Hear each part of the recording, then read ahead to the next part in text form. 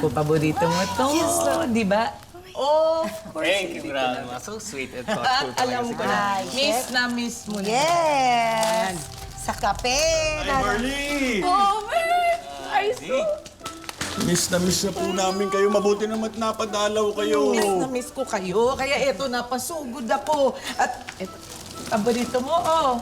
Naku, salamat Paborito po. mo yan, alam ko. Opo, salamat po. Ha? I miss you too. I miss you.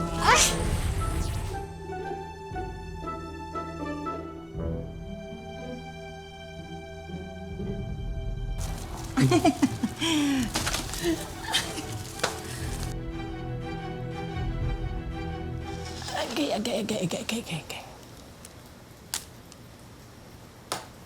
Ay. Alam mo, nakakatuwa yung mag-asawa. Ang sweet-sweet nila. Ay, Lola, hindi po sila sweet. Kanina po nung nagyakap sila, si Ate Sunshine, ganito po yung ginawa, oh. Ano? Tumingin sa kisame. Hindi po, ganito. Napuwing. Lola, hindi po. Hindi po, inisnab na ganito, oh. Ay, naku, Chuchay. Ikaw, alam mo, kaliit-liit mong tao, napaka-intrigera mo. Tigil-tigilan mo yan. Pagod na ako. Lola, hindi po iba po yung nararamdaman ko eh. Alam ko na. Ipakita ang mag-asawang ilagan para kami ay mapaliwanagan. Ano naman ang gagawin mo? Dito ako matutulog. Hindi ako harap sa'yo. Chay, ikaw talaga, bigyan mong privacy yung mag-asawa. Huwag ka mag-alala ha. Pag alis ni nanay, pwede ka na rin umalis, tapos doon ka na sa sinasabi mong masarap tuluyan mo, ha? Talaga. Talagang masarap yung tulog ko dun. Tahimik. Walang tumatala. Sarap mag-relax. Hindi tulad dito. Hindi man lang ako naiintindihan ng iba dyan. Naturingan pa man din asawa ko. Ikaw ang hindi nakakaintindi.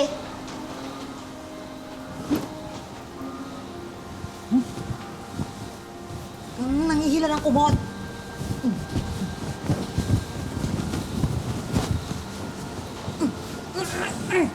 Naku, Chuchay. Hindi nga sila okay. Ay, ano ba pwede natin gawin para matulungan ng mag-asawa?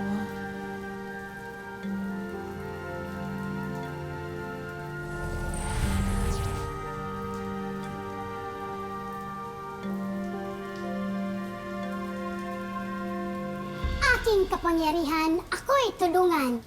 Gawan ng paraan para sila'y magkaintindihan. Iparanas ang buhay ng bawat isa para mabuksan ang mga puso't isip nila.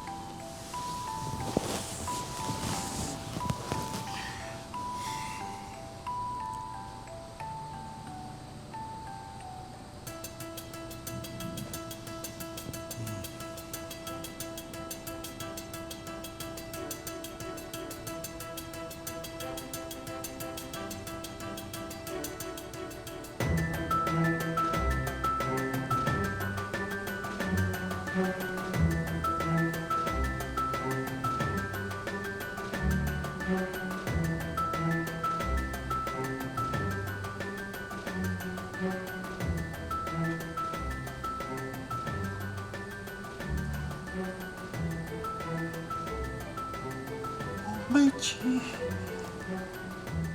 Face ko yan. Mukha ko rin yan.